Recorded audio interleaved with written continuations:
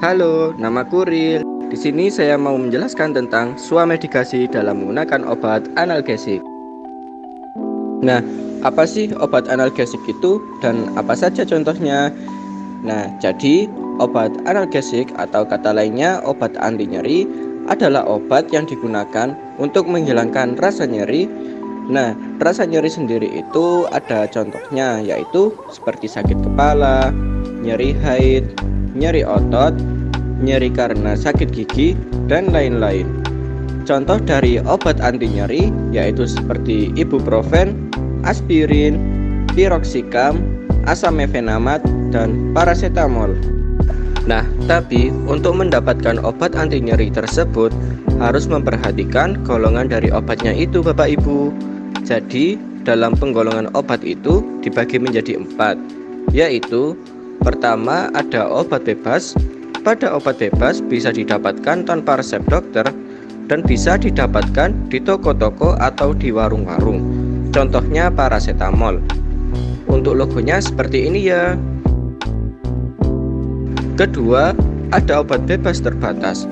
Pada obat ini boleh didapatkan tanpa resep dokter, namun terdapat tanda peringatan yang harus diperhatikan. Contohnya ibuprofen. Untuk logonya seperti ini ya, Bapak Ibu. Ketiga, ada obat keras dan psikotropika. Pada obat keras dapat dibeli di apotek dengan resep dokter. Sementara itu, obat psikotropika harus dilakukan dengan pengawasan oleh tenaga profesional. Jika mendapat obat ini harus dilakukan dengan hati-hati dan tidak boleh disalahgunakan. Contoh dari obat keras yaitu seperti asam mefenamat.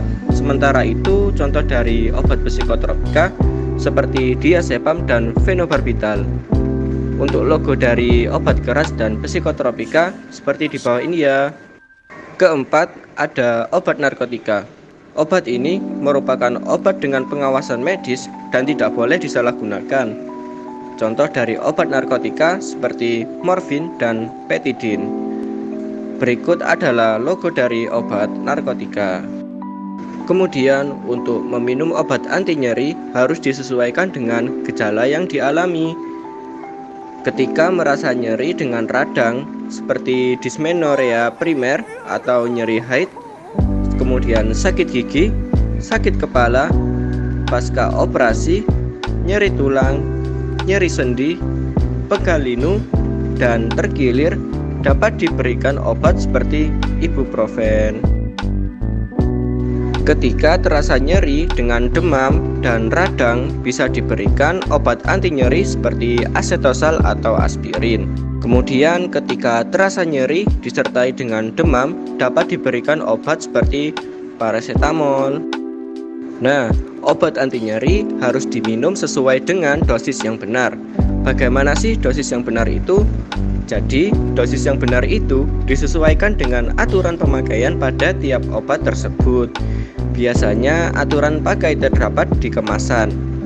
Jika terlupa, maka tidak usah menggandakan dosis obat yang terlupa. Apabila mendapat resep dari dokter, maka ikuti petunjuk dari resep tersebut. Obat anti nyeri dapat diminum setelah makan. Namun, ada beberapa obat anti nyeri yang dapat diminum sebelum makan, seperti paracetamol. Nah, selain manfaat dari obat analgesik yang telah disebutkan, terdapat juga efek samping yang timbul dari penggunaan obat analgesik atau obat anti nyeri. Efek samping yang timbul biasanya seperti rasa mengantuk.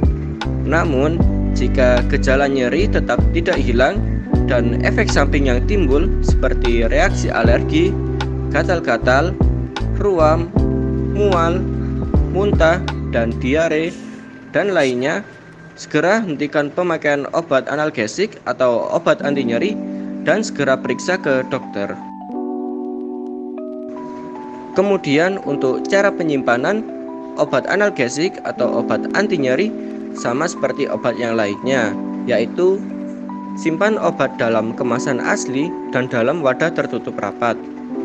Kedua, simpan obat pada suhu kamar dan terhindar dari sinar matahari langsung.